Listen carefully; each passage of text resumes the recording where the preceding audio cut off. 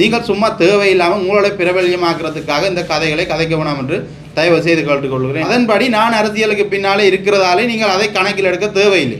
இந்த அரசியல் ரீதியாக இல்லை, என்னுடைய தனிப்பட்ட மீனவ கருத்தாக நான் சொல்கிறேன். என்னுடைய மூளை கட்டின வளத்திலே சிந்தித்திருக்கிறார்கள். அமைச்சர் தான் இந்த பிரச்சனையை இந்த ஆர்ப்பாட்டத்தை செய்ய சொல்லி தூண்டியிருப்பார்கள். அந்த இடத்துல 2000 மக்களும் முட்டாளா ஒன்றும் தெரியாமல் யாரோ ஒருவர் சொன்ன பேச்சை கேட்டு அரசியல் நாடகத்துக்காக நாடகமாக நடித்து போனார்கள். எங்களுடைய மக்கள் இழந்தது கூட. நான் மீனவ சங்க செயலாளராகவும் இருக்கிறேன். அதன்படி தான் நான் கதைத்தேனுடைய அரசாங்கத்திற்கும் இதற்கும் எந்த விதமான சம்பந்தமும் இல்லை. இந்த இந்திய தூதரகம் நாங்கள் அகற்றப்படும் இல்லை. எங்களுடைய இந்திய தூதரகம் இந்தியா எங்களுக்கு நிவாரணம் வழங்குது தான், இந்தியா எங்களுக்கு எல்லாம் செய்து தான், அதை ஏற்றுக்கொள்கிறோம். யுத்தம் 2009 முடிந்தது. ஆனால் இன்று வரைக்கும் இந்தியா எங்களை போட்டு வருடி வருடி வருடி வருடி வாழ விடாமல் செய்து கொண்டு தான் இருக்கிறது. எங்களுடைய போராட்டத்தை தொடங்கினதும் இந்தியா தான், முடித்ததும் இந்தியா தான். அதன்படி இன்று வரைக்கும் எங்களை போட்டு வருடி கொண்டிருப்பதும் இந்தியா தான். இது நாங்கள் வார்த்தை பிரயோகம் தான் ஒழிய எந்த விதமான இதில் உள்கருத்தும் இல்லை, வெளிக்கருத்தும் இல்லை. நாங்கள் வெளிப்படையாகவே இந்த கதையை சொல்கிறோம் உங்களுக்கு. எங்களுடைய மக்களுடைய ஒரு மீனவனாக தான் நான் அதிலே கதைத்தேன் ஒழிய இதில் அமைச்சருடைய எந்த விதமான ஒரு நாங்கள் அரசியல் ரீதியாக எந்த விதமான கதையும் அதில் கதைக்கவில்லை. அந்த ஆர்ப்பாட்டத்தில் நீங்கள் உன்னித்து பார்ப்பீர்களாக இருந்தால் அந்த மக்கள் அதில் இருக்கக்கூடிய மக்கள் ஆவேசமாக கொந்தளித்தார்கள். அரசியல் யாரும் உள்ள வர வேணாம் என்று அதை வடிவாக புரிந்து கொள்ளுங்கள். எல்லா மக்களுமே அதில் சொன்ன ஒரே விடயம் ஏனென்றால் இவர்கள் நம்பி மோசம் போய்விட்டார்கள். இந்த அரசியலுக்காக இந்த ஆர்ப்பாட்டங்களை செய்து நாடகம் நடித்து இந்த மக்களை பேய்காட்டுற காலம் முடிந்ததென்றே அதில் போராட்டம் தொடங்கின பாதையிலே அவர்கள் முதல் கண்ணே அவர்கள் காட்டிவிட்டார்கள். அரசாங்கம் போராட சொல்வதில்லை. இப்போது பார்த்தீங்கன்னா இருந்தால் டக்ளஸ் தேவானந்தா இருந்த முன்னாள் அமைச்சர் டக்ளஸ் தேவானந்தா அவர்கள் இருந்த காலத்திலேயும் இந்த போராட்டங்கள் இடம்பெற்றது. இந்த போராட்டங்களை ஒரு நாடகமாக நடித்து அதை முடித்தவர்களான் இந்த பிரச்சனைக்கான ஒரு தீர்வை யாருமே இதில் பெற்றுத்தரவில்லை. நான் ஜெயந்திரன் பிரதீபன் என்னுடைய பெயர். நான் அமைச்சருடைய வடமராட்சிக்குரிய பிரதிநிதித்துவப்படுத்தி கரையோரம் சம்பந்தப்பட்ட சகல விடயங்களையும் செய்து கொடுக்குறோம். நாங்கள் எங்களுக்கு இந்த இன்னார் என்று சொல்லி அறிவித்தல் என்பது எங்களுடைய இணைப்பாளர்களுக்குள்ளே இல்லை. இணைப்பாளர்களுக்குள்ளே இந்த உத்தியோகபூர்வமான அறிவித்தல் என்பது இல்லை. நாங்கள் பிரதிநிதித்துவப்படுத்தி அந்தந்த இடங்களிலே வேலைகளை செய்து ஒரு குறிப்பிட்ட வேலைகளை நாங்கள் கடத்தொழில் சங்கத்திலே செயலாளராக இருக்கிறேன். பருத்தித்துறை நகர கடத்தொழிலாளர் கூட்டுறவு சங்கம் கொட்டடி. வணக்கம் என்பார்ந்த உறவுகளுக்கு. நாங்கள் இந்த ஊடக மையத்துக்கு வந்ததற்கான ஒரு நோக்கமானது தற்சமயம் 12ஆம் தேதி 12ஆம் மாதம் அளவிலே நடந்த அந்த மீனவ சங்க ஆர்ப்பாட்டமானது ஒரு எங்கள் மத்தியிலே ஒரு ஒரு பேசும் பொருளாக மாறி இருக்கிறது. அதன்படி நாங்கள் அதற்கு பதில் கொடுக்கக்கூடிய அளவுக்கு இருக்க வேண்டும் என்பதற்காக இந்த ஊடக மையத்தை சந்தித்திருக்கிறோம். அதன்படி நாங்கள் இந்த 12ஆம் தேதி 12ஆம் மாதம் நடத்தின இந்த ஆர்ப்பாட்டமானது ஒட்டுமொத்த மீனவர்களுக்கு உரியது. இது எந்த விதமான அரசியல் உள்நோக்கங்களோ இல்லது அரசாங்கத்தினுடைய நோக்கங்களோ இல்லை. இது ஒவ்வொரு மீனவரும் இழந்த இழப்பினுடைய ஆதங்க பேச்சு தான் அதே ஒழிய மற்றும்படி எதுவும் இல்லை என்பதை நாங்கள் இதிலே கூறிக்கொள்ள விரும்புகிறோம். அதாவது இந்த ஆர்ப்பாட்டம் சம்பந்தமாக நாங்கள் கொடுத்த அந்த பேச்சானது சுடும் என்றால் சுடப்போதல்ல. நாங்கள் பட்ட வேதனையை என்னுடைய தனிப்பட்ட ரீதியால் இந்த வலைகள் அழிந்தபடினாலே இந்த வலைகள் சேதப்பட்டு என்னிடம் இழப்பீடுகள் 5 லட்சம் மட்டும் வரும். இப்போது மட்டுமல்ல, என்னுடைய அப்பாவினுடைய காலத்திலிருந்தும் அப்பாவினுடைய தாத்தாவினுடைய காலத்திலிருந்து இந்த பிரச்சனை ஒரு வளர்கிற பிரச்சனையாக இருக்கிறதொழிய தீர்த்த பிரச்சனை இல்லை. அதன்படி தான் நாங்கள் இந்த இந்திய தூதரகத்துக்கு எதிராக நாங்கள் இப்படியான ஒரு ஆதங்க பேச்சை சொல்லியிருந்த மொழிய மற்றும்படி இதில் இருக்கிற அரசாங்க தரப்பிலேயோ இல்லாட்டிக்கு எந்த விதமாக இந்த ஜனநாயக நாட்டிலே இந்த ஊடக சுதந்திரம் எங்களுக்கு இருக்குது. அதன்படி நாங்கள் எங்களுடைய தாக்கத்துக்குரிய தாக்கத்தினுடைய பேச்சை தான் நாங்கள் இதில் வெளிப்படுத்தியிருந்தோம். அதுதான் இதனுடைய உண்மையானது. அது மட்டும் இல்லை, இப்போது மீனவர்கள் இணையம் சமாசங்களுடைய இணையம் என்று சொல்லி பல தரப்பட்டவர்கள் வந்து இந்த ஒரு ஒரு தனிப்பட்ட மீனவனுடைய பேச்சிலே என்னுடைய ஒரு நான் கட்சி ரீதியாக இருக்கிறேன் என்பதற்காக என்னை வந்து அதிலே ஒரு குற்றவாளியாக நிறுத்தியிருந்தார்கள். ஆனால் நான் சொல்கிறேன், இவர்களெல்லாம் இவ்வளவு காலம் எங்கே இருந்திருந்தார்கள்? இந்த மீனவ மக்கள் இவ்வளவு படும் இன்னல்கள் நேரத்திலே இந்த பிரச்சனை, அதாவது உள்ளூர் சட்ட விரோதமான தொழில்கள் இருக்கிறது, இந்திய நிலுவை மடியினால் பிரச்சனை இருக்கிறது, ஒரு சங்கங்களுக்குள் வந்தே இவர்கள் கதைத்து இவர்களுடைய சமாசம் ரீதியாக ஒரு சங்கங்களை சந்தித்தே 2-3 வருடங்களும் ஆகியிருக்கின்றது. இதனாலே பிரச்சனைகள் வளர்ந்துதான் இருக்குதொழிய இந்த பிரச்சனைகளுக்கு ஒரு தீர்வுமே இல்லை. இவர்களை பொறுத்தவரையிலும் இந்த இந்திய இழுவைப்படி பிரச்சனை என்பது பிரச்சனையாகவே இருக்கத்தான் பார்க்கிறார்கள். இதுக்கு ஒரு முடிவு கட்டுகிற ஒரு வழியை இவர்கள் பார்க்கவில்லை. கடந்த காலம் நாங்கள் அனைத்து மீனவர்களும் இணைந்து செய்த இந்த ஆர்ப்பாட்டம் உண்மையிலே பார்க்க போனால் இந்த தீவக மக்கள் மிகவும் பாதிப்பு உள்ளாக இருக்கிறார்கள், தினந்தோறும் பாதிப்புக்குள்ளாக இருக்கிறார்கள். ஆனால் வடமராட்சி மீனவர்கள் ஒரு மாதத்திலே 3 அல்லது 4 அல்லது ஒரு கிழமையிலே 2 தடவை தான் பாதிக்கப்படுகிறார்கள். ஆனால் இந்த தீவக பகுதி மக்கள் வந்து தினந்தோறும் இந்த இழுவை மடியினாலே மிகவும் இன்னலை அனுபவிக்கிறார். ஏனென்றால் அவர்களுடைய எல்லையானது அந்த இந்தியாவினுடைய எல்லையானது அவர்களுக்கு அண்மையில் இருக்கிறதாலே அந்த இடத்திலே வந்து மிகவும் பாரதூரமான விளைவை அவர்களுக்கு ஏற்படுத்தும். அந்த வலி சுமந்துதான் அவர்கள் புதிய படகு என்று பார்க்காமல் அந்த படகை ஏற்றி புதிய வலையை அவருடைய நகைகளை கொண்டே அடைவு வைத்து தான் அந்த வலைகளை சரி செய்து தொழிலுக்கு முதல் நாள் போய் அந்த வலை இல்லை. அப்போ அந்த ஆதங்கத்திலே அவர் புதிய படகு என்று பார்க்காமல் தன்னுடைய வேறொருவருடைய வாகனத்தில் அதை ஏற்றி கீறுப்பட்டாலும் பரவாயில்லை என்று அந்த இடத்திலே கொண்டு வந்தார். இவர்களுடைய இந்த ஆர்ப்பாட்டத்தை புறக்கணித்தும் இவர்கள் அந்த இந்திய தூதரகத்தினுடைய பேச்சை கேட்டும் இந்தியாவினுடைய பேச்சை கேட்டுக்கொண்டும் இவர்கள் இந்தியாவினுடைய கையூட்டல்களை வாங்கி கொண்டு தான் இந்த பேச்சுகளை இவர்கள் பேசுகிறார்கள். அதை நாங்கள் திட்ட தெளிவாக மிகவும் ஒரு வெளிப்படைத்தன்மையாக நாங்கள் கூறிக்கொள்ளோம். ஏனென்றால் உங்களுக்கு தெரியும், வர்ணகுலசிங்கம் என்பவர் அடிக்கடி மீடியா சந்திக்கக்கூடிய ஒரு நபர். இவருடைய பின்புலங்களை நீங்கள் பார்த்தீங்களா இருந்தால் இவர் வந்து முதல் இருந்த கட்சிகளோடு இணைந்து செயற்பட்டவர். இவர் முதல் இருந்த கட்சிகள் முன்னாள் என்றாலே நீங்கள் யோசிக்க வேண்டிய விடயங்கள் மக்களுக்கு நாங்கள் சொல்ல தேவையில்லை. மீனவ மக்களுக்கு நாங்கள் இதை பற்றி உங்களுக்கு சொல்ல தேவையில்லை, அது உங்களுக்கே புரிந்து கொள்ளும். அதன்படி இந்த வர்ணகுலசிங்கம் என்பவர் இந்தியாவினுடைய ஒரு வலைகளை பெற்றிருந்தார். இவர் கட்சி ரீதியாக பணங்களை பெற்றிருந்தவர்.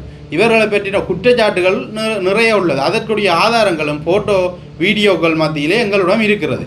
எங்களை வாயலை கிளற வேண்டாம். சமாச தலைவர் என்று சொல்லிக்கொண்டு வருபவர்கள் மத்தியில் நான் ஒன்று சொல்லி, நீங்கள் முன்னாள் என்று சொல்கிறீர்கள். முன்னால் போனால் இப்போ பின்னால் இருக்கக்கூடிய புதிய சமாச தலைவர்கள் எங்கே? இப்போ நீங்கள் முன்னால் வந்திருக்கிறீர்கள், புதியவர்கள் தானே நடத்தி இருக்கிறார்கள், புதிய மக்கள் தானே சேர்ந்திருக்கிறார்கள், புதிய கடத்தொழில் சங்கம் தானே சேர்ந்து செய்திருக்கு.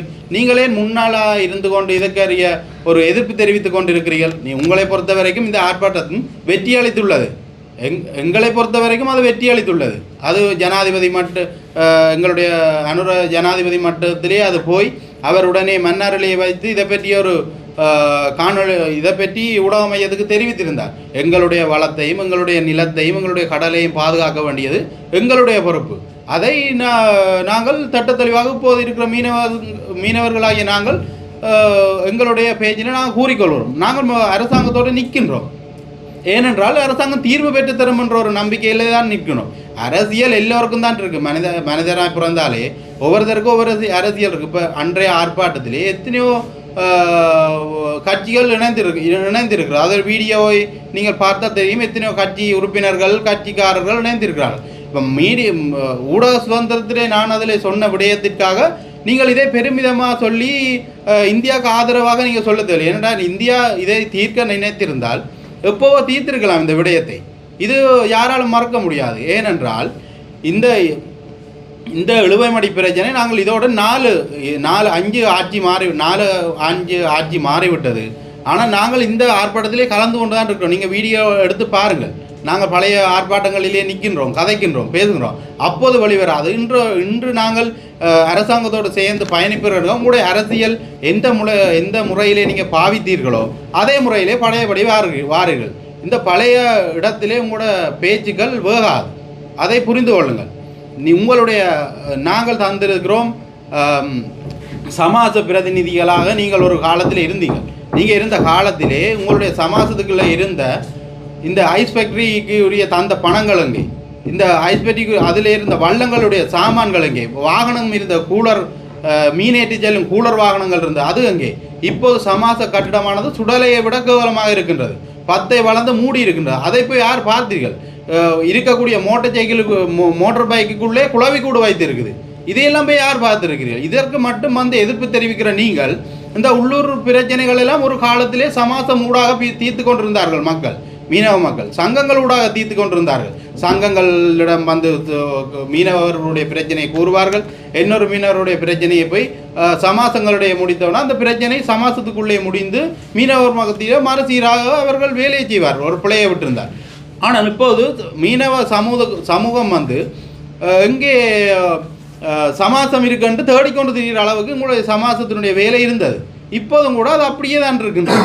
உங்களை பொறுத்த வரைக்கும் எல்லோரும் பிரிந்திருந்தால் நீங்கள் பூந்து அரசியல் செய்து உங்களுடைய கையூட்டல் லாபங்களை பெறுறது உங்களுக்கு மிகவும் எளிது.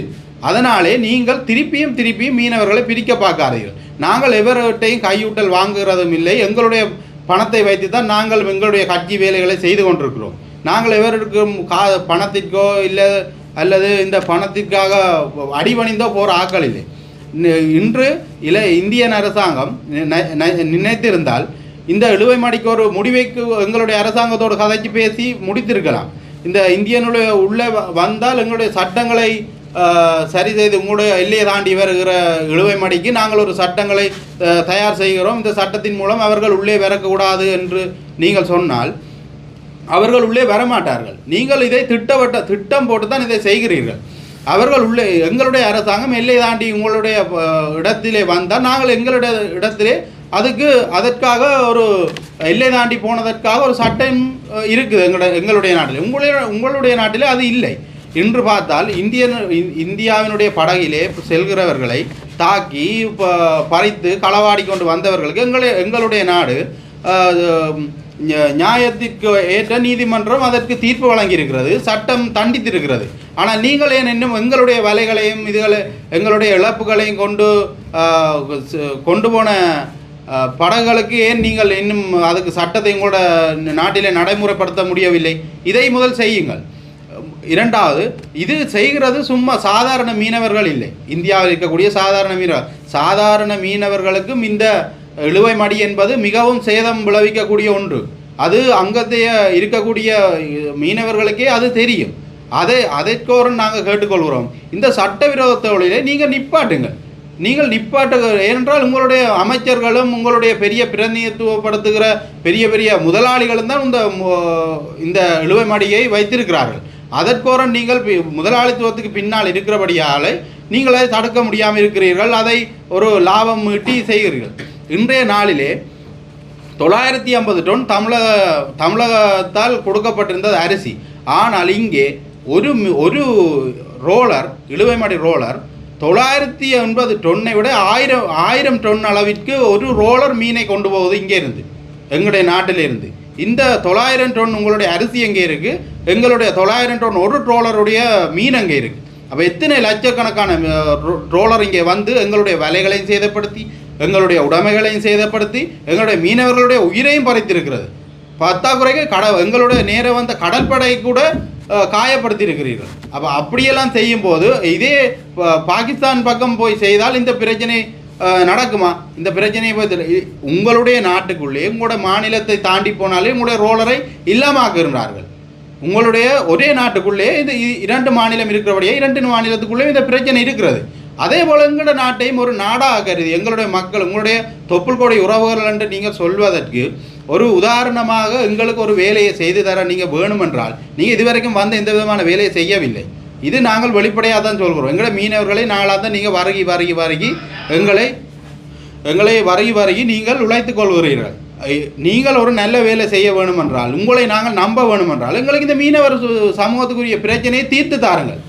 நித்தமும் அனுபவிக்க வேண்டிய இந்த மீனவர்களுக்கு ஒரு பிரச்சனைக்கான தீர்வை கொடுங்கள். இதைத்தான் நாங்கள் கேட்டுக்கொள்கிறோம்.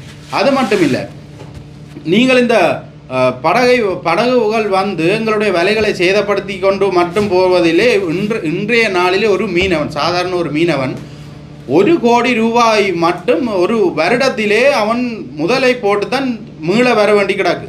இந்த ₹1 கோடி அவனுக்கு மிச்சம் வந்தால் இந்த இலங்கைக்கு நாங்கள் வரி செலுத்தினால் நினைத்து பாருங்கள், இந்த நாட்டில் எவ்வளோ ஒரு வளர்ச்சி இருக்கிறது. அதாவது இலங்கை 4 பக்கமும் கடலால் சூழப்பட்டது.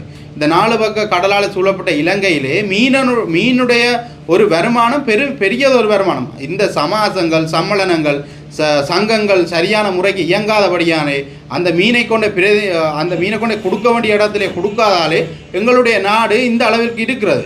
ஆனால் இனிமேலும் எங்களுடைய வளத்தை வைத்து நாங்கள் எங்களுடைய மீனை வைத்து ஏற்றுமதி செய்து எங்களுடைய வளத்தை நாங்கள் பெருக்கிக் கொள்வோம். எங்களுடைய நாட்டை நாங்கள் முன்னேற்ற பாதையிலே நடத்தி கொள்வோம். அதற்கு எங்களுக்கு ஒரு வழிவிடுங்கள் என்று தான் கேட்கிறோம். எங்களுடைய நாடை நீங்கள் கட்டி எழுப்ப தேவையில்லை, எங்களுடைய மீனவர்களை கட்டி எழுப்பலாம். ஏனென்றால் எங்களுடைய தீவுகள் இருக்கிறது, எங்களுடைய தீவை சுற்றி மீன்கள் இருக்கிறது, எங்களுடைய மீன்களை அன்றாடம் பிடிக்கிற எங்களுடைய மீனவர்கள் இருக்கிறார்கள். நாளாந்தம் இந்த தொழிலை நல்லபடி செய்து நல்ல வருமானங்கள் ஈட்டி தங்களுடைய குடும்பத்தை தாங்களே பார்க்குற அளவுக்கு அரசாங்கத்திடம் கையேந்தாத அளவிற்கு எங்களுடைய மீன்களும் எங்களுடைய வளங்களும் எங்களுடைய தந்து கொண்டிருக்கின்றது. ஆனால் நீங்கள் அதை தட்டி பறிக்க நினைக்காதீர்கள். இதைத்தான் நாங்கள் உங்களுக்கு திருப்பியும் கேட்டுக்கொள்கிறோம். இது கடைசி முதலுமாக நாங்கள் கேட்டுக்கொள்கிறோம். இது மீனவர்களுடைய பிரச்சனை தீராத சந்தர்ப்பத்தில் நாங்கள் எதற்கும் போக தயாராகத்தான் எங்களுடைய மக்கள் இருப்போம். இது எந்த விதமான நீங்கள் அரசியலை நோக்கி அரசியல் பாதையில் நீங்கள் பார்ப்பது அது உங்களுடைய பிரச்சனை. தனி மனிதனுக்கு அரசியல் உரிமை இருக்குது. அதன்படி நான் அரசியலுக்கு பின்னாலே இருக்கிறதாலே நீங்கள் அதை கணக்கில் எடுக்க தேவையில்லை. இந்த அரசியல் ரீதியாக இல்லை, என்னுடைய தனிப்பட்ட மீனவ கருத்தாக நான் சொல்கிறேன். எங்களுடைய மக்கள் இழந்தது கூட நான் மீனவ சங்க செயலாளராகவும் இருக்கிறேன். அதன்படி தான் நான் கதைத்தேனுடைய அரசாங்கத்திற்கும் இதற்கும் எந்த விதமான சம்பந்தமும் இல்லை. நீங்கள் சும்மா தேவையில்லாமல் உங்களுடைய பிரபல்யமாக்குறதுக்காக இந்த கதைகளை கதைக்க வேணாம் என்று தயவு செய்து கேட்டுக்கொள்கிறேன். நன்றி. அவர்கள் குறிப்பிட்டிருந்தார்கள் என்றால் போராட்டத்தை தாங்கள் ஏற்றுக்கொள்கின்றோம், ஆனால் இந்திய அளவிலே கருத்து வெளியிட்டதை மாத்திரம்தான் கண்டிக்கிறோம் என கூறியிருந்தார்கள். இதை நீங்கள் எப்படி பார்க்க? அதுதானே சொன்னேன். இப்போ எங்களுடைய மீனவ சமூகத்திலே நாங்கள் இழந்த இழப்புகள் அவ்வளவு பாரதூரமாக இருக்கிறது. இன்று மட்டுமில்லை, நாளாந்தம் கிட்டத்தட்ட 30 வருட காலமாக இந்த பிரச்சனை எங்கள் மத்தியிலே நடந்து கொண்டு தான் இருக்கிறது. இந்த இந்தியா தூதரகமோ சரி அவர்களோ சரி அங்கே ஏன் இன்னும் அதை பற்றின ஒரு தீர்வை கொண்டு வர முடியாமல் இருக்கின்றது. வல்லரசு என்று சொல்லுகிறார்கள். இந்த வல்லரசுக்குரிய தீர்வை எங்களுக்கு இப்போ செய்திருக்கலாம் தானே. நாங்கள் ஒரு சிறிய நாடு, உங்களுக்கு அண்மையிலே உங்களோட தொப்புள் கொடி உறவுன்ற பேரிலே ஒரு அழகிய நாடாக சிறிய நாடாக இருக்கிறோம். எங்களுக்கு பிரச்சனை இந்த பெரிய வல்லரசு நாடு நீங்கள் ஏன் செய்து தர முடியாமல் இருக்கிறது உங்களுக்கு. அப்போ அதனாலே அந்த ஆதங்கத்திலே தான் நான் அதை கதைத்தேனுடைய இந்த மீனவ சமூகத்திலே இருக்கிற ஒரு தனிப்பட்ட ஜனநாயக நாட்டில் இருக்கக்கூடிய ஒரு மனிதனாக ஒரு அங்கத்துவனாக தான் நான் கதைத்தேனுடைய மற்றும்படி எனக்கு எந்த விதமான அரசியலும் இல்லை. இவர்கள் தங்களுடைய பிரபல்யமத்திற்காகத்தான் இந்த கதையை சுமக்கின்றார்கள். இந்திய தூதரகம் அகற்றப்பட வேண்டும் என்று சொல்லியிருந்தீர்கள், அதே கருத்து தான் இப்போ அகற்றப்பட வேண்டும். இந்த இந்திய தூதரகம் நாங்கள் அகற்றப்படும் இல்லை. எங்களுடைய இந்திய தூதரகம் இந்தியா எங்களுக்கு நிவாரணம் வழங்குது தான், இந்தியா எங்களுக்கு எல்லாம் செய்து தான், அதை ஏற்றுக்கொள்கிறோம். ஆனால் எங்களுடைய மீனவர்களுடைய பிரச்சனையை சுரண்ட பார்க்காதீர்கள். சுரண்ட பார்த்தால் மீனவ சமூகத்தில் இருக்கக்கூடிய நீங்கள் ஒரு சற்று சிந்தித்து பாருங்கள். மீனவ சமுதாய மக்களே அனைத்து மக்களுக்கும் இதை பற்றி தெளிவுகள் இருக்காது. ஏனென்றால் மீனவர்களுக்குரிய பிரச்சனைகளை பற்றி அவர்கள் ஈஸியாக எடுப்பார்கள். மீனவ சமூகங்கள் மாத்திரமில்லை, நீங்கள் மற்ற இருக்கக்கூடிய சமூகங்கள் கொஞ்சம் சிந்தித்து பாருங்கள். இந்த மீனவ சமூகங்களுக்கு தினந்தோறும் இந்த பிரச்சனை இருக்கின்றது. யுத்தம் 2009 முடிந்தது. ஆனால் இன்று வரைக்கும் இந்தியா அங்களை போட்டு வருடி வாழ விடாமல் செய்து கொண்டு தான் இருக்கிறது. எங்களுடைய போராட்டத்தை தொடங்கினதும் இந்தியா தான், முடித்ததும் இந்தியா தான். அதன்படி இன்று வரைக்கும் எங்களை போட்டு வருடி கொண்டிருப்பதும் இந்தியா தான். அதன்படி நாங்கள் சொல்லிக்கொள்வோம் மீனவ சமூகத்திலே எங்களுக்கு ஒரு வாழ்கிறதுக்கு வழியை விடுங்கள். இப்போது நாங்கள் சுடும் என்றால் சுட்டுவிட முடியாது, வார்த்தையால் தான் சுட முடியும், வேறு ஒன்றும் இல்லை. இது நாங்கள் வார்த்தை பிரயோகம் தான் ஒழிய எந்த விதமான இதில் உள்கருத்தும் இல்லை வெளிக்கருத்தும் இல்லை. நாங்கள் வெளிப்படையாகவே இந்த கதையை சொல்லுகிறோம் உங்களுக்கு. போராட்டத்தின் பின்னணியில் கடற்தொழில் அமைச்சு இருப்பதாக எங்களுடைய அந்த வடமாகாண கடற்தொழில் மீனவ நிலையம் குற்றச்சாட்டி இருந்தது. அதை கடற்தொழில் அமைச்சிட்ட தலையீடு இருந்தது அந்த போராட்டத்தில். இந்த போராட்டத்திலே எந்த விதமான அமைச்சர் தலையீடும் இல்லை. எங்களுடைய மக்களுடைய ஒரு மீனவனாக தான் நான் அதிலே கதைத்தேனுடைய இதில் அமைச்சருடைய எந்த விதமான ஒரு நாங்கள் அரசியல் ரீதியாக எந்த விதமான கதையும் அதில் கதைக்கவில்லை. அந்த ஆர்ப்பாட்டத்தில் நீங்கள் உன்னித்து பார்ப்பீர்களாக இருந்தால் அந்த மக்கள் அதில் இருக்கக்கூடிய மக்கள் ஆவேசமாக கொந்தளித்தார்கள். அரசியல் யாரும் உள்ளே வர வேணாம் என்று அதை வடிவாக புரிந்து கொள்ளுங்கள். எல்லா மக்களுமே அதில் சொன்ன ஒரே விடயம் அரசு. ஏனென்றால் இவர்கள் நம்பி மோசம் போய்விட்டார்கள். இந்த அரசியலுக்காக இந்த ஆர்ப்பாட்டங்களை செய்து நாடகம் நடித்து இந்த மக்களை பேய்காட்டுற காலம் முடிந்ததென்றே அதில் போராட்டம் தொடங்கின பாதையிலே அவர்கள் முதல் கண்ணே அவர்கள் காட்டிவிட்டார்கள். இதற்கு மேலாக நாங்கள் ஒன்றும் இதில் சொல்கிற அளவுக்கு இல்லை. என்ன போல கருத்து சொல்லப்படுது என்றால், இந்த போராட்ட தொடர்பில் உங்கள் தரப்பில் இருந்து இந்திய தூரத்துக்கு ஏற்கனவே சொல்லப்பட்டதாகவும் அரசாங்கத்தின் அழுத்தம் காரணமாக தான் போராட சொல்லி அரசாங்கம் அமைச்சு மட்டும் சொல்லி இருப்பதாக இந்திய தூரத்துக்கு சொல்லி இருப்பதாகவும் அன்றைய கூட்டத்தில் வடமாகாண கடற்கொள்ள ஆணையம் சொல்லியிருக்கு. இந்திய தரப்பு சொல்லியிருக்கிறது அவர்கள் ஏற்கனவே அரசாங்கம் அழுத்தஞ்சு போராட சொல்லி தான் நாங்கள் போராடுறோம் என்று சொல்லப்படுதா அது உண்மைத்தன்மை? அரசாங்கம் போராட சொல்வதில்லை. இப்போது பார்த்தீங்கன்னா இருந்தால் டக்ளஸ் தேவானந்தா இருந்த முன்னாள் அமைச்சர் டக்ளஸ் தேவானந்தா அவர்கள் இருந்த காலத்திலேயும் இந்த போராட்டங்கள் இடம்பெற்றது. இந்த போராட்டங்களை ஒரு நாடகமாக நடித்து அதை முடித்தவர்களான் இந்த பிரச்சனைக்கான ஒரு தீர்வை யாருமே இதில் பெற்றுத்தரவில்லை. அதன்படி இன்றைய காலகட்டத்திலே அவர்கள் மத்தியில் அவர்களுடைய மூளை கட்டின வளத்திலே சிந்தித்திருக்கிறார்கள். அமைச்சர் தான் இந்த பிரச்சனையை இந்த ஆர்ப்பாட்டத்தை செய்ய சொல்லி தூண்டியிருப்பார்கள். அப்போ இவர்களை நாங்கள் ஒன்று கேட்குறோம், அந்த இடத்துல வந்த 2000 மக்களும் முட்டாள்களா? அந்த இடத்துல வந்து 2000 மக்களும் முட்டாள்களா? ஒன்றும் தெரியாமல் யாரோ ஒருவர் சொன்ன பேச்சை கேட்டு அரசியல் நாடகத்துக்காக வந்து நாடகமாக நடித்து போனார்கள். இதில் இருக்கக்கூடிய ஒவ்வொருத்தரையும் நீங்கள் பிடித்து கேட்டால், வீடியோவை எடுத்திருக்கிறீர்களானே ஒவ்வொருத்தரையும் பிடித்து கொண்டே தனிப்பட்டு விசாரியுங்கள். அவர்கள் சொல்லுவார்கள் எங்களுடைய எவ்வளவு வருமானம் அதிலிருந்து போயிருக்கிறது, எவ்வளவு நாங்கள் இழந்திருக்கிறோம் என்று. அந்த இழப்பீட்டை உங்களால் தர முடியுமா கதைப்பவர்களால்? இதை நாங்கள் உங்களுக்கு கூறிக்கொள்ள விரும்புகிறோம். வெள்ளம் பார்க்க போன அமைச்சர் போராட்டம் நடக்க போகணும் 4 நாளைக்கு தெரிஞ்சும் அந்த போராட்டத்துக்கு வெளியிலேன்னு சொல்லி அந்த போராட்டத்தோட கருத்து இதை நீங்கள் எப்படி பார்க்குறீங்க? இதில் வந்து மக்களுடைய பிரச்சனை தான் தீர வேண்டும். இதில் அமைச்சர் வேறு அமைச்சர் வர வேணாம் என்பது அதிலே யாரும் சொல்ல முடியாது. இப்போ அதில் இருக்கக்கூடிய மீனவர் தன்னுடைய ஆதங்கத்தை தெரிவித்திருப்பார். உண்மையிலேயே அமைச்சர் அந்த இடத்தில் இருப்பார். உண்மையிலே அமைச்சர் வந்து இங்கே இல்லை. அமைச்சர் வந்து தன்னுடைய வேலையாக கூட்டங்கள் இருப்பதனால் அவர் சென்றிருந்தார். இவர்களுக்கு நாங்கள் கேட்டிருந்த முதலே இந்த நேரத்தை எங்களுக்கு ஒதுக்கி தர சொல்லி, இந்த நேரம் அமைச்சர் இருக்கக்கூடிய நேரத்தில் செய்தால் நாங்கள் அமைச்சரை கொண்டு வருவோம் என்று சொல்லியும் அதிலே கதைக்கப்பட்டிருந்தது. அதில் குழுவிலே நாங்கள் கதைக்கப்பட்ட ஆட்கள் இருந்த ஆட்களிலேயும் எத்தனையோ கட்சிகள் சம்பந்தப்பட்டவர்களும் இருந்தார்கள். கிட்டத்தட்ட தமிழ் கட்சிகள் எல்லா உறுப்பினர்களுமே அதில் இருந்தார்கள். நாங்களும் இருந்தோம். முன்னால் இருந்த டக்ளஸ் தேவானந்தாவுடைய அமைப்பாளர்கள் கூட அதில் இருந்திருந்தார்கள். சம்மேளனத்தல பொருளாளர் கூட அதில் இருந்திருந்தார். அப்போ இதை வந்து அரசியல் என்று பார்க்க தேவையில்லை. இதில் அமைச்சர் வராததுக்கான காரணம் அவர் கூட்டத்தில் இருந்தபடியாக வரவில்லை. இவர்களை நாங்கள் கேட்டிருந்தோம் அந்த டைமை எடுத்து தர சொல்லி, இவர்கள் அந்த டைமை எங்களுக்கு தரவில்லை. அதனால் அமைச்சர் அதால் வர முடியாத சந்தர்ப்பம் போயிருக்குது. ஆனால் இதில் அமைச்சர் வந்திருந்தாலோ வராதோ இதுக்கு ஒரு பிரச்சனையை முடிவெடுத்து தரத்தானே வேணும். அதைத்தான் நீங்கள் பார்க்க வேண்டும். ஆனால் இப்படி ஒரு பெரிய ஒரு போராட்டம் மீனவ மக்கள் பெரிய அதிர்ச்சியாக செய்ய வந்து கடற்தொழில் துறை சார்ந்த அமைச்சர் கண்டிப்பாக வந்திருக்க தானே வேணும். இதே நேரம் முல்லைத்தீவு மாவட்டத்தில் அமைச்சர் நிற்கிறார். முல்லைத்தீவு மாவட்டத்தின் பாராளுமன்ற உறுப்பினர் ரவிகரன் குறித்த போராட்டத்தில் நிற்கிறார். உங்களால பேரிய இது நீங்க எப்படி பாக்குறீங்க? ஏன்னா துறை சார்ந்த அமைச்சர் அவர் தான் இந்த பிரச்சனையை தீர்த்து வைக்கலாம். அவர் ஏற்கனவே நீங்க ஊடகங்கள் அழைப்பு கொடுக்க நாளைய போராட்டம் வந்து அமைச்சர் வேறே இல்லை. ஊடகம் வந்து இதில் யாரும் அழைப்பு கொடுக்கல. உத்தியோகபூர்வமான அழைப்பை நாளைக்கு நீரியல் வளத்து இப்போது எங்களுடைய பார்வையில் இப்போ நீங்கள் இதில் என்னை அமைச்சருடைய இணைப்பாளராக கேள்வி கேட்டாலும் சரி, ஒரு மீனவனாக கேட்டாலும் நான் இப்போது மீனவனாக நான் பதில் சொல்ல வேண்டும் என்றால் நான் சொல்கிற பதில் அந்த இடத்திலே வரும்போது 1000 கட்சிகள் இருப்பார்கள். 1000 கட்சிகள் இருக்கும்போது 2000 பேர் சனத்தை திரட்டின நேரங்களிலே 2000 பேரில் இருக்கக்கூடியவர்கள் எந்தெந்த கட்சி எந்தெந்த ஆக்கள் என்று இனங்காண முடியாது. ஒரு வேளையிலே அதில் இருக்கக்கூடியவர்கள் நீ அமைச்சர் தானே, இந்த வேலையை உனக்கு செய்த முடிக்கிறதுக்கு ஒரு தகுதி இல்லையா இப்படின்னு கேட்டால் எதிர்கட்சியினர் இருக்கிறார்கள் தானே. எதிர்கட்சியினர் 2000 வடக்கையும் தெற்கையும் இணைக்கக்கூடிய ஒரு அனுர அரசாங்கத்துக்கு எதிராக வடக்கு மீனவர் மக்கள் தமிழ் மக்கள் எல்லாம் ஒன்று திரண்டு அனுரவையும் அமைச்சரையும் வீட்டை போன்று சொல்லி ஒரு வேலை சொல்லி இருப்பார்கள் என்பதற்காகவும் அப்படி நடந்திருக்கலாம் என்கிறதான் என்னுடைய தனிப்பட்ட கருத்து. அமைச்சர் வராமட்டது சரியானு சொல்றீங்க. அமைச்சர் வராமல் விட்டது சரியன்னு சொல்ல முடியாது, தவறுன்னு சொல்ல முடியாது. நீங்கள் இப்போ இந்திய தூதருக்கு மகஜர் கொடுத்துறீங்களா? அவன் இந்திய தூதரம் என்ன பதிலாக வழங்கினாங்க? இந்திய தூதரகத்துக்கு மகஜர் கொடுக்க நான் செல்லவில்லை. அதில் இருக்கக்கூடிய ஒரு 5 பிரதிநிதிகள் அதுக்கு ஏற்பாடு ஒவ்வொருத்தருக்கும் ஒவ்வொரு ஏற்பாடு செய்திருந்தோம். அந்த ஏற்பாடு செய்திருக்கிறவர்கள்லாம் அதில் போயிருந்தார்கள். அவர்கள் சொன்னார்கள், உங்களுடைய இது மட்டுமில்லை, போன முறையும் இதை வேறு பருத்தித்துறையில் இருக்கக்கூடிய தவிசாளர், அதாவது டக்ளஸ் போல் அவர்கள்லாம் அந்த போன முறை அவர் முன்னின்று இந்த ஆர்ப்பாட்டம் ஒன்றை நடத்தியிருந்தார். அவர் நடத்தியிருந்த ஆர்ப்பாட்டத்திலே எல்லா தீவக மீனவர்கள் மற்றும் இதிலேருந்து ஒரு குறிப்பிட்ட மக்கள் வந்திருந்தார்கள், நிறைய பேர் வந்திருந்தார்கள்.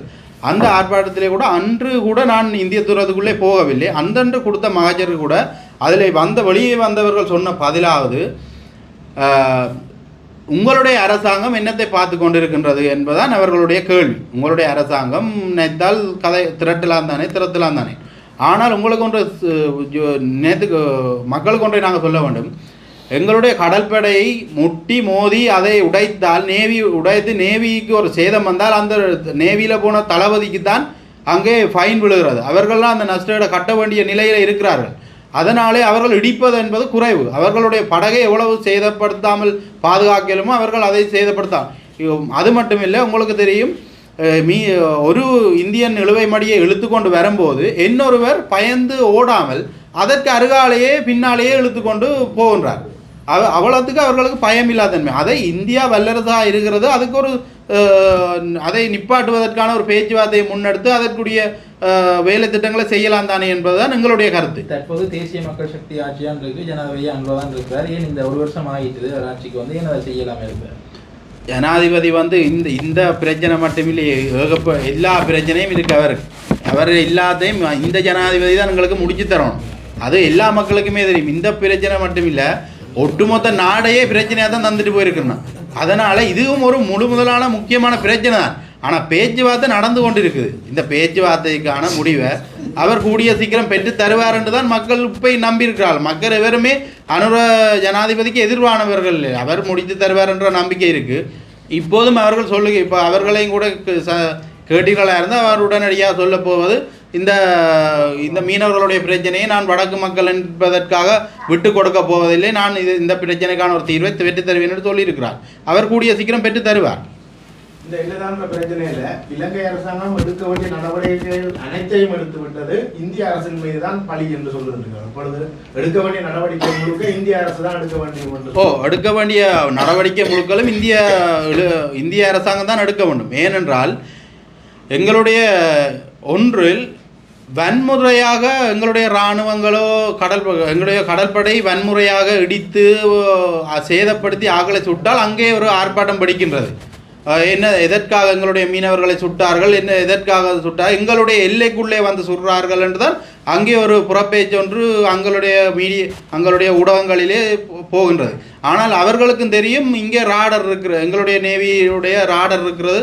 அந்த ராடரில் எத்தனை படகுகள் உள்ளே வருகின்றது, எத்தனை போகின்றது என்பது தெரியும். அது இந்தியாவில் இருக்கக்கூடிய இந்தியன் நேவி படைகளுக்கும் அது தெரியும். அப்படி இருந்து கூட அவர்கள் அதை கண்டும் காணாத மாதிரி இருக்கிறதால அவர்களும் அதுக்கு பிரச்சனையை முடிக்க வேண்டும். என்றால் நாங்கள் சுட்டு எங்களுடைய நேவி செய்தாலும் அது ஒரு ராஜதந்திர உறவிலே ஒரு விரிசலை உண்டாக்கும் என்கிற காரணத்தினாலே அவர்கள் எங்களுடைய அரசாங்கம் அதை சுட்டு வன்முறையை தூண்டுவதற்கு மிகவும் பின்வாங்குகின்றார்கள். இது மாவட்ட செயலத்தை முடக்கி கடந்த இடங்களில் இடம்பெற்ற போராட்டம் பெரிய அளவில் நடந்தது. ஏன் இந்த போராட்டம் மற்றும் அந்த வீச்சுக்கு வரவில்லை என்ற ஒரு குற்றச்சாட்டுனால என்ன விளங்கல. மாவட்ட செயலத்தை முடக்கி கடந்த வருடம் இடம்பெற்ற போராட்டம் பெரிய அளவில் இடம்பெற்றது. அதில் அமைச்சர் வந்தார், அது ஒரு டைமாக இந்த போராட்டம் ஏன் அந்த அளவுக்கு வரையில்லை என்ற அந்த மக்கள் அதில் கலந்து கொள்ளவில்லை. இந்த போராட்டத்துக்கு மக்கள் கலந்து கொள்ளாமல் இல்லையே. இந்த போராட்டம் 2000 எல்லா போராட்டத்தை விட 2000க்கு மேலே மக்கள் கூட வந்திருக்கு. கிட்டத்தட்ட நீங்கள் ட்ரோன் கேமரா வச்சு பார்த்துருந்தாலே தெரிஞ்சிருக்கும் எத்தனை மக்கள் வந்திருக்கிறார்கள். இந்த விடயங்களை நீங்கள் இந்திய தூதரை கொடுத்தீங்க, மாவட்ட அரசாங்கத்தை கொடுத்தீங்க, ஆளுநரை கொடுத்துருக்கீங்க. கடத்தொழில் அமைச்சுக்கும் கடத்தொழில் அமைச்சுக்கும் கொடுக்கப்பட்டது. அவர் ரிப்ளை பண்ணிக்கிறார். அவர் ரிப்ளை சொல்லியிருக்கார். அவர் உங்களுக்கு மீடியாவில் கொடுத்துருக்கிறார் தானே, அதற்கு ஒரு பதிலை கொடுத்துருக்கார். அந்த 12 தேதி 12ஆம் மாதமே அவர் அந்த அதுக்காரிய மீடியாவில் கொடுத்துருக்கிறார். எங்களுடைய கடலை நாங்களே தான் பாதுகாக்க வேண்டும், அடுத்த கட்ட நடவடிக்கை எங்களுடைய எடுப்போம் என்று சொல்லியிருக்கிறார் அவர். ஆனால் இன்னும் குற்றச்சாட்டு தானே இப்போ அந்த காலமாக நேவி இலங்கை நேவியே இந்திய ரோலருக்கு காவல் காக்கிறதாக ஒரு கதை ஒன்று மீனவர்களே சொல்லினேன். அது இப்போ இடர் அனர்த்தத்தின் போது இந்தியா இலங்கைக்கு பாரிய உதவிகளை செய்தபடியால் அரசாங்கத்தால் ஒன்றுமே செய்ய முடியாத நிலைமை இருக்கிறதால அரசாங்கம் தான் இந்த மீனவர்களை தூண்டி விட்டு வேடிக்கை பார்க்கறது என்ற ஒரு குற்றச்சாட்டு. இதை நீங்கள் எப்படி பார்க்கணும்?